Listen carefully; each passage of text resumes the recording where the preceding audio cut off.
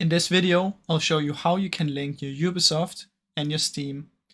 Now, first, what you need to do is you need to go to ubisoft.com. From in here, you will see a button that says download Ubisoft Connect.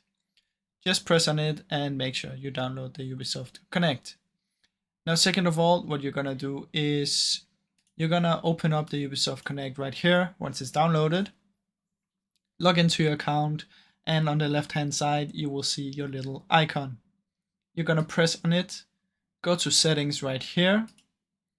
Once you're in settings, on the left hand side you can see many different options. We're gonna go to other. Once we're in here, you would see account linking, and you're gonna make sure that this is on. Remind me of account linking next time I launch a Steam game.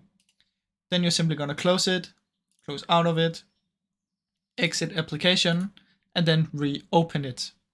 While you're doing that, you should go to Steam, and from in here you can go to the store, and you're gonna find a game that's both on Ubisoft and on Steam. Now, Trackmania is an example. They are from Ubisoft, so if you download it on Steam and you also have it on your Ubisoft, then when you launch the game through Steam and you have Ubisoft Connect opened, it will show you that it's being linked.